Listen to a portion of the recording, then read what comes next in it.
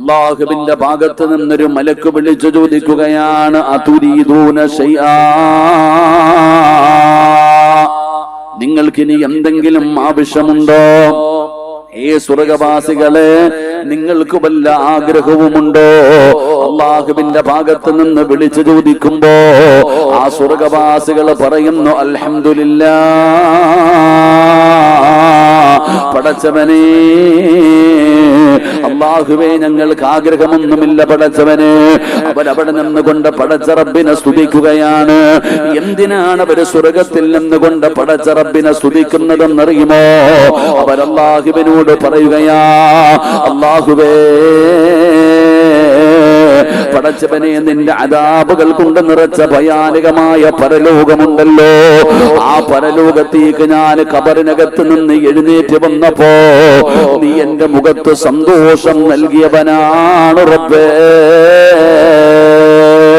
എന്റെ പ്രിയപ്പെട്ടവരെ, നാളെ പടച്ച റബ്ബിന്റെ പരലോകമുണ്ടല്ലോ. എല്ലാവരും ഭയന്ന് വിറച്ചുകൊണ്ട്, പേടിച്ച് വിറച്ചുകൊണ്ട് തലതാറ്റി പിടിക്കുന്ന പടച്ച റബ്ബിന്റെ കോടതിയുണ്ടല്ലോ. ആ ഭയാനകമായ ദിവസത്തിൽ അല്ലാഹുവേ, നീ എന്റെ മുഖത്ത് സന്തോഷം തന്നവനാണ് പടച്ചവനെ. അവിടുന്നതാ സ്വർഗവാസികളെ പടച്ചവനോട് പറയുകയാണ്. കാരണം അല്ലാഹുവിന്റെ പരലോകം അത്രയും ഭയാനകമാണ്. എന്റെ പ്രിയപ്പെട്ടവരെ, അല്ലാഹുവിന്റെ വിശുദ്ധമായ ഖുർആൻ പോലും അവിടുന്ന് പരിചയപ്പെടുത്തിയല്ലോ. യൗമ യഫിറുൽ മർഉ മിൻ അഖീഹി വ ഉമ്മിഹി വ അബീഹി വസ്വാഹിബതിഹി വബനീഹി. ജന്മം നൽകിയ പിതാവിന് വേണ്ട, നന്ദു പ്രസവിച്ച ഉമ്മയ്ക്ക് വേണ്ട, പടച്ചവനെ കൂടപ്പുറപ്പുകൾക്ക് വേണ്ട, ഒരു മനുഷ്യനും തിരിഞ്ഞു നോക്കാത്ത പടച്ച റബ്ബിന്റെ പരലോകത്തെ കുറിച്ച് പരിശുദ്ധമായ ഖുർആൻ പറയുകയാ. എന്റെ പ്രിയപ്പെട്ട പെങ്ങളെ, ഒരിക്കൽ അല്ലാഹുവിന്റെ പ്രവാചകൻ സ്വല്ലല്ലാഹു അലൈഹി വസല്ലമ തങ്ങള് സ്വഹാബത്തിനോട് പരലോകത്തെ കുറിച്ച് പ്രസംഗിക്കുകയാണ്. നബി തങ്ങളെ നസീഹത്ത് നടത്തിയിട്ട് അല്ലാഹുവിന്റെ പ്രവാചകൻ തന്റെ വീട്ടിലേക്ക് കടന്നു ചെല്ലുമ്പോ തന്റെ ഭാര്യയായ ആയിഷ ബീബി റളിയല്ലാഹു തആല അൻഹാ അവിടുന്ന് പടച്ചവനെ കരഞ്ഞ് കരഞ്ഞ് തളർന്ന് വീടിനകത്ത് കിടക്കുകയാണ്. അല്ലാഹുവിന്റെ പ്രവാചകനോട് ചെന്നു ആയിഷ ബീബി റളിയല്ലാഹു തആല അൻഹയെ പടച്ചവനെ നബി തങ്ങൾ അവിടുന്ന് എടുത്ത് മടിയിൽ കിടത്തുകയാ. എന്നിട്ട് നബി തങ്ങൾ ചോദിച്ചു, ആയിഷ, നിനക്കെന്തു പറ്റി ആയിഷ? എന്തിനാണ് നീ കരയുന്നത് ആയിഷ? അല്ലാഹുവിന്റെ പ്രവാചകൻ ആയിഷ ബീബി റളിയല്ലാഹു തആല അൻഹയോട് അവിടുന്ന് ചോദിക്കുമ്പോ ആയിഷ ബീബി പറഞ്ഞ മറുപടി, യാ റസൂലല്ലാഹ്,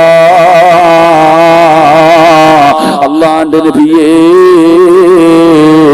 അങ്ങ് പരലോകത്തെ കുറിച്ച് പറയുന്നത് കേട്ടപ്പോ, അല്ലാഹുവിന്റെ മഹ്ശറയെ കുറിച്ച് പറയുന്നത് കേട്ടപ്പോ ഭയന്ന് കരഞ്ഞതാണ് നബിയേ. നബി തങ്ങൾ പരലോകത്തെ കുറിച്ച് പറയുന്നത് കേട്ടപ്പോൾ ആയിഷ ബീബി റളിയല്ലാഹു തആല അൻഹ കരഞ്ഞ് കരഞ്ഞ് കരഞ്ഞ് പേടിച്ച് തളർന്നു വീഴുകയാണ്. പടച്ചവനെ, നബി തങ്ങൾ തന്റെ ഭാര്യയുടെ കണ്ണുനീരൊപ്പുകയാണ്. ആയിഷ ബീബി അവിടുന്ന് സമാധാനിപ്പിക്കുകയാണ്. ആ സ്നേഹം കണ്ടപ്പോ ആയിഷ ബീബി റളിയല്ലാഹു തആല അൻഹ അല്ലാഹുവിന്റെ പ്രവാചകനോട് ചോദിക്കുന്നു, യാ റസൂലല്ലാഹ്, അല്ലാഹുവിന്റെ നബിയേ, എന്നോട് വല്ലാത്ത ഇഷ്ടമാണോ നബിയേ? എന്നെ സ്നേഹമാണോ നബിയേ? അല്ലാഹുവിന്റെ പ്രവാചകൻ പറഞ്ഞു, ആയിഷ, എനിക്ക് നിന്നോട് വല്ലാത്ത ഇഷ്ടമായിഷ. അവിടുന്ന് സ്നേഹമാണെന്ന് നബി തങ്ങളോട് ആയിഷ ബീബി അവിടുന്ന് ചോദിക്കുമ്പോ നബി തങ്ങളതാ ഇഷ്ടമാണെന്ന് പറയുമ്പോ ആയിഷ ബീബി റളിയല്ലാഹു തആല അൻഹാ നബി തങ്ങളോട് ചോദിക്കുകയാ, നബിയേ, ഈ സ്നേഹം നാളെ പരലോകത്ത് വരുമ്പോഴും കാണുമോ നബിയേ? അല്ലാഹുവിന്റെ കോടതിയിലേക്ക് കടന്നു വരുമ്പോ ഈ സ്നേഹം എന്നോട് കാണിക്കുമോ നബിയേ? അല്ലാഹുവിന്റെ പ്രവാചകൻ പറഞ്ഞു, ആയിഷ, ആയിഷ ബീബി ചോദിക്കുകയാണ്, നാളെ അല്ലാഹുവിന്റെ കോടതിയിൽ കടന്നു വരുമ്പോൾ ഈ സ്നേഹം എന്നോട് കാണിക്കുമോ എന്ന് ചോദിക്കുമ്പോ നബി തങ്ങളെ കരയുകയാ. അല്ലാഹുവിന്റെ പ്രവാചകന്റെ കണ്ടടങ്ങളെ നിറഞ്ഞു ഒഴുകുകയാണ്. എന്തിനാ നബിയെ കരയുന്നത്? ആയിഷ, സ്വത്തിന് 3 സ്ഥലമുണ്ട് ആയിഷ. അല്ലാഹുവിന്റെ കോടതിയിൽ 3 സ്ഥലമുണ്ട് ആയിഷ. ആ 3 സ്ഥലങ്ങളിലേക്ക് ജനങ്ങൾ എത്തിക്കഴിഞ്ഞ ഫലാ യദ്കുറു അഹദുൻ അഹദാ, ഒരാള് മറ്റൊരാളെ തിരിഞ്ഞു നോക്കില്ല, ഒരാള് മറ്റൊരാളെ സഹായിക്കില്ല. ഇതുപോലെയുള്ള പരലോകത്തെ കുറിച്ചാണ് നബി തങ്ങൾ അവിടെന്ന് പറഞ്ഞു കൊടുത്തത്.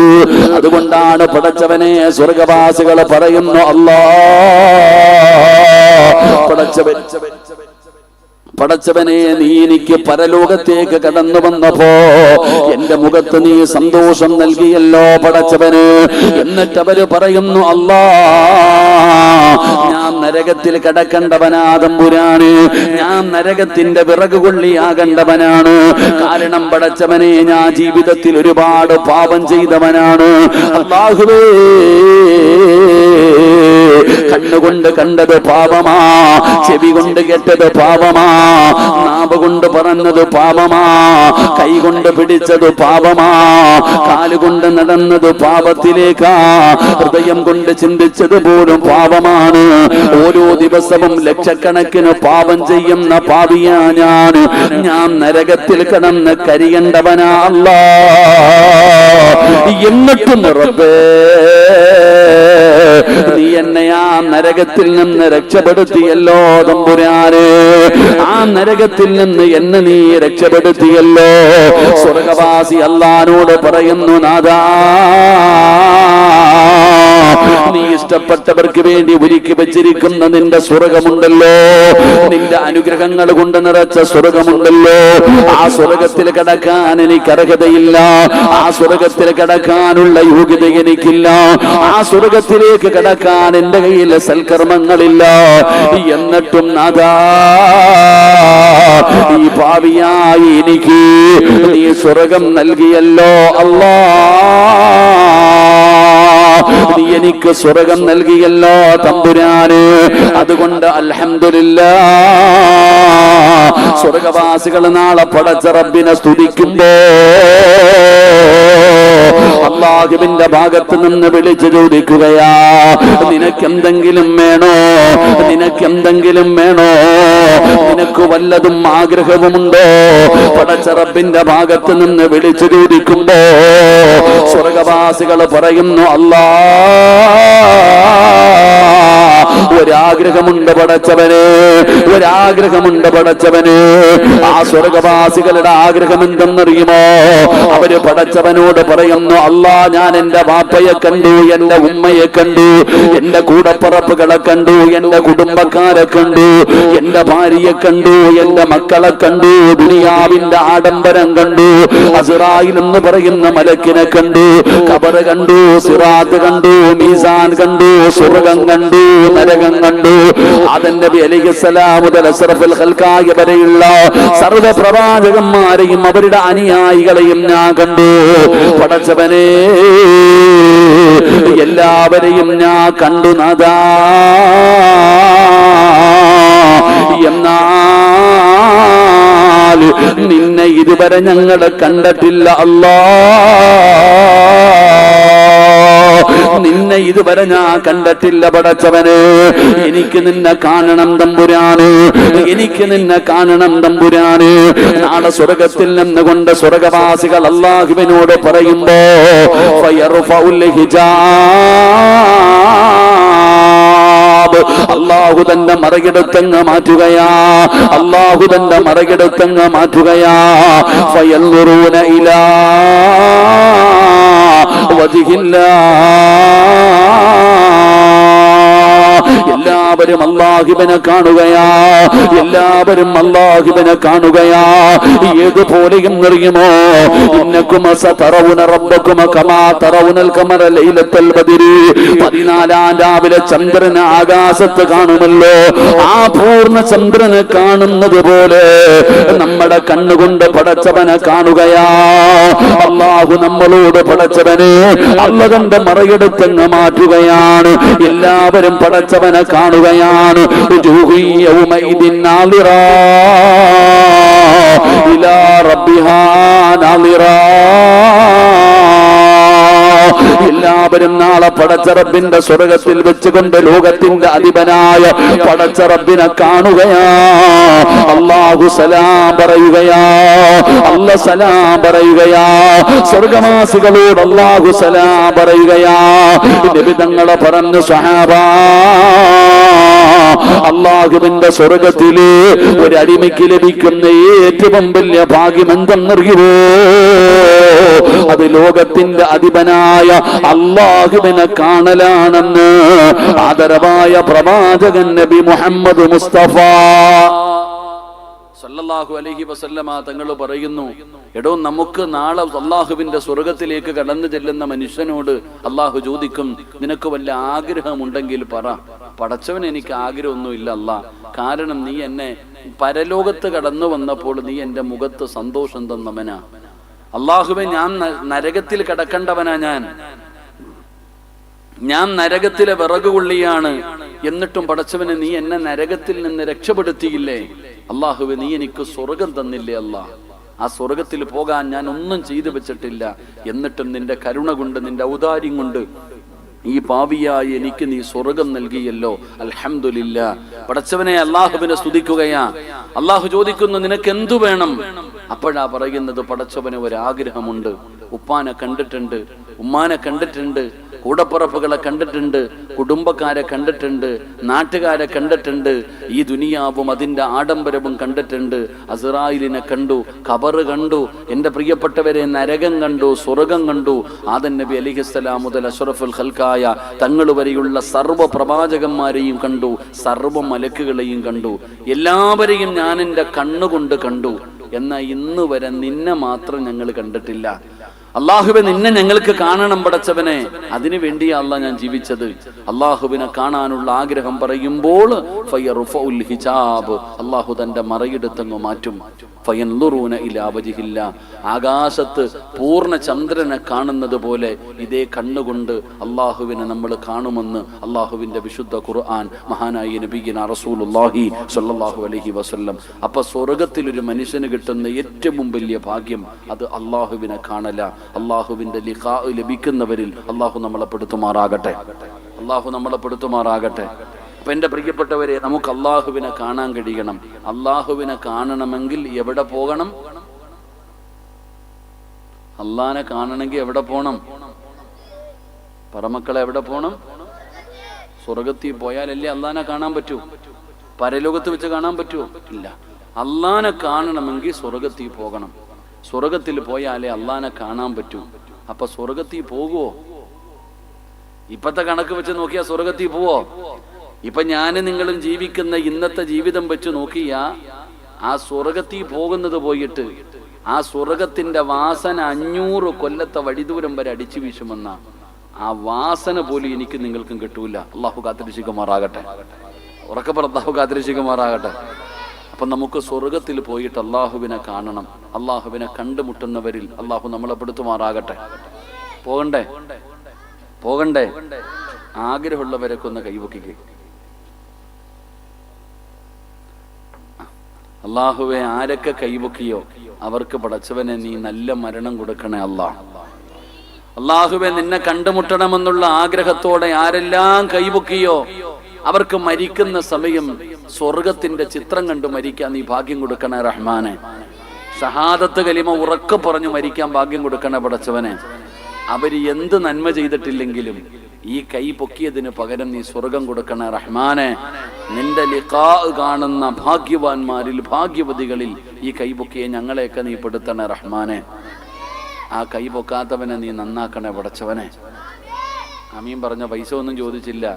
എടാ, നിനക്ക് സ്വർഗത്തിൽ പോയി അള്ളാനെ കാണാൻ ആഗ്രഹമുണ്ടോ എന്ന് ചോദിക്കുമ്പോ സിറാജെ, മതവിളകിയ ആന വന്നാലും ഞാൻ നെഞ്ചു വിരിച്ചാ നിൽക്കാറ്. എനിക്ക് പേടിയില്ല എന്ന് പറയുന്നവനെ കുറിച്ച് ഞാൻ എന്നാ പറയാനാ?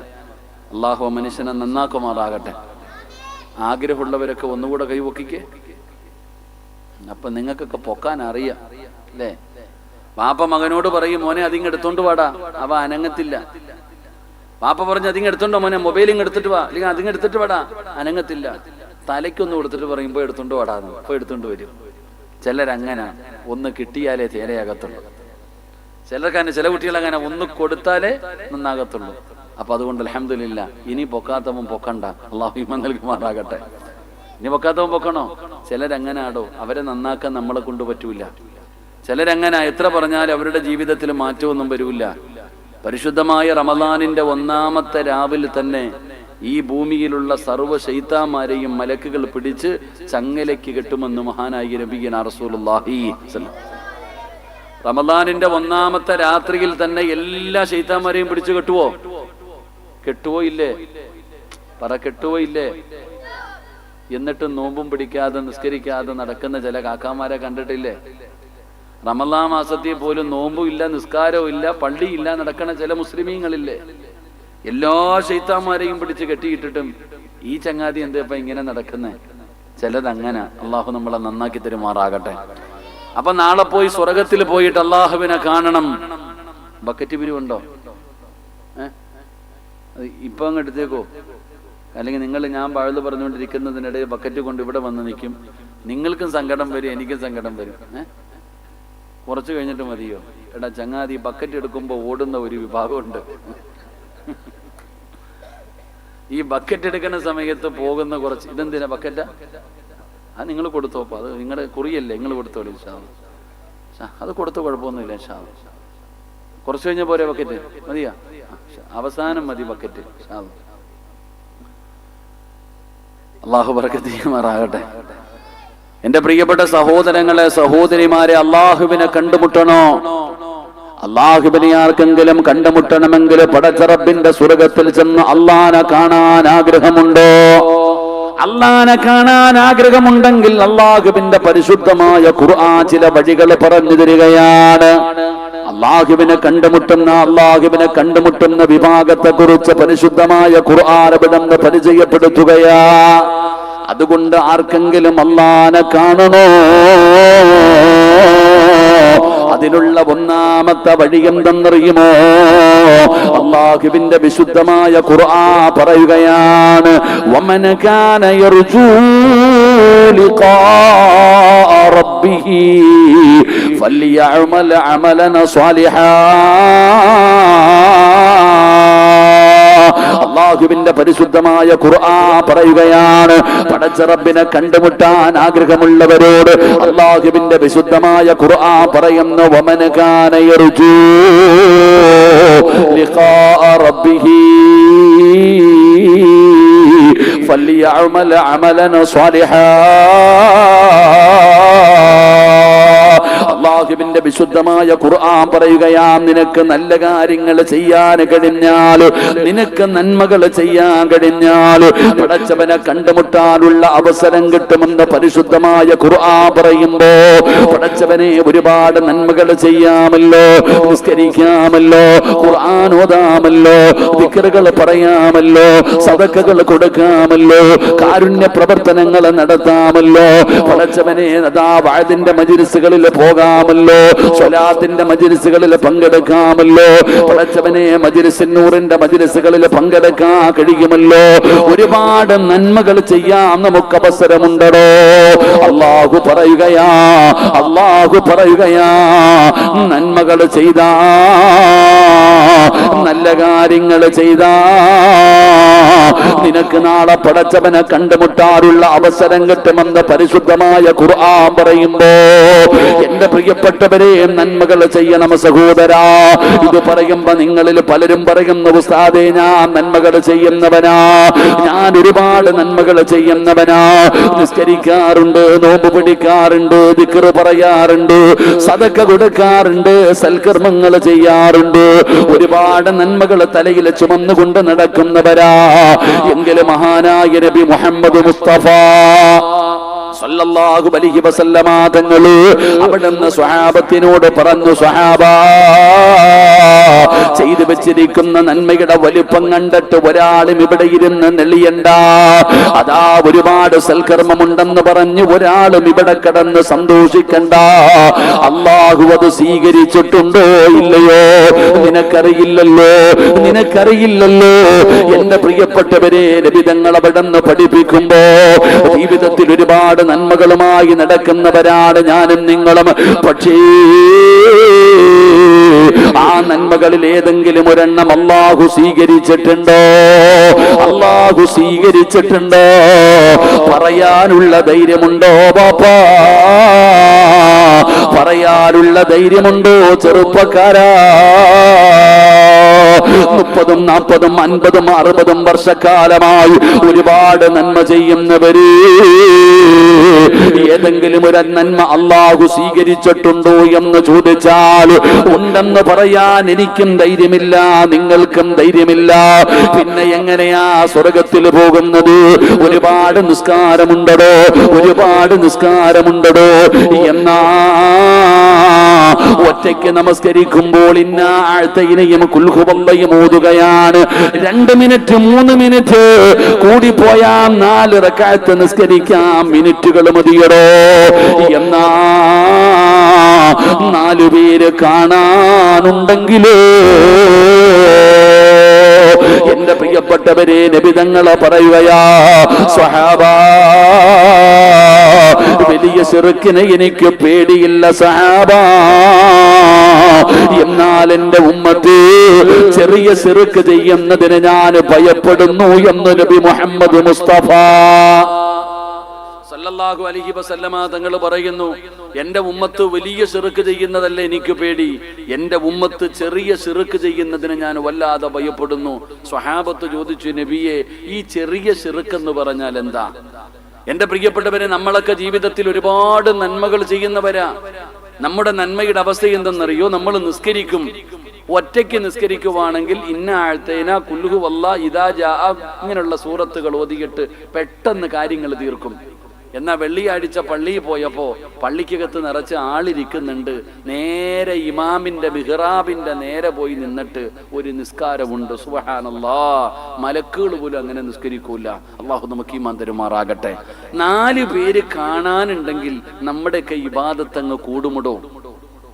എടോ, മറ്റുള്ളവര് കാണുന്നതിന് വേണ്ടി ഇബാദത്ത് ചെയ്യുന്നത് അത് വലിയ പാപമാ. അള്ളാഹു നമ്മളെ കാക്കുമാറാകട്ടെ, അള്ളാഹു നമ്മളെ കാത്തുരക്ഷിക്കുമാറാകട്ടെ. നോമ്പ് പിടിക്കുന്നവരില്ലേ? ഉസ്താദെ റജബ് തുടങ്ങി. ഉസ്താദെ, റജബിന്റെ 30 ദിവസവും എനിക്ക് നോമ്പാ, ശഅബാനിന്റെ 30 ദിവസവും എനിക്ക് നോമ്പാ, റമളാനിന്റെ 30 ദിവസവും എനിക്ക് നോമ്പ്, 90 നോമ്പ് തീരുന്നില്ല, വീണ്ടും 6 നോമ്പ്, മാസത്തിൽ തിങ്കളും വ്യാഴവും നോമ്പ്. നിങ്ങൾ നോമ്പ് പിടിക്കുന്നത് ഈ നാട്ടുകാർക്ക് മുഴുവനും അറിയാം. അള്ളാഹു കാത്തുരക്ഷിക്കുമാറാകട്ടെ. ഇതാണ് നമ്മുടെ നോമ്പ്. തഹജ്ജുദ് നിസ്കരിക്കുന്നവരില്ലേ? തഹജ്ജുദ് നിസ്കരിക്കുന്നില്ലേ? പറയാറില്ലേ, ഞാൻ 3 മണിക്ക് എഴുന്നേറ്റാ പിന്നെ ഉറങ്ങാറില്ല. എല്ലാവർക്കും അറിയാം നീ നിസ്കരിക്കുന്നത്. പിന്നെ സദക്ക, കാരുണ്യ പ്രവർത്തനം, സദക്ക പള്ളിക്കും പാവങ്ങൾക്കും യതീമീങ്ങൾക്കും. പക്ഷെ പത്രത്തിൽ കൊടുക്കുന്നത് പോലെ പേരെഴുതിയിടണം, ഫ്ലെക്സ് വെക്കണം, വാട്സപ്പിലൂടെ ഫോട്ടോയും കുടുംബ പേരും പറയണം. എങ്കിൽ നമ്മൾ പള്ളിക്ക് കൊടുക്കും, നല്ല കാര്യങ്ങൾക്ക് കൊടുക്കും. എടാ, ഹജ്ജ് ചെയ്തവരുണ്ട്, പരിശുദ്ധമായ കഅബാലയത്തിൽ ഹജ്ജ് ചെയ്യാൻ പോയവരുണ്ട്, ഒരുപാട് ഹജ്ജ് ചെയ്തവരുണ്ട്. ഇടയ്ക്കിടയ്ക്ക് ആൾക്കാർ കൂടുമ്പോ പറയും, 2005 ഞാൻ പോയപ്പോ മഖാം ഇബ്രാഹിം അവിടെ ആയിരുന്നു, 2010 പോയപ്പോ ഇവിടെ ആയിരുന്നു എന്ന് അങ്ങോട്ടും ഇങ്ങോട്ടും മാറ്റിയും തിരിച്ചും പറയുന്നവർ, ഞാൻ 3ഉം 4ഉം ഉംറ ചെയ്തിട്ടുണ്ട്, ഹജ്ജ് ചെയ്തിട്ടുണ്ട് എന്ന് പറയുന്നവർ എല്ലാവർക്കും അറിയാം. അള്ളാഹു നമ്മളെ കാത്തുരക്ഷിക്കുമാറാകട്ടെ.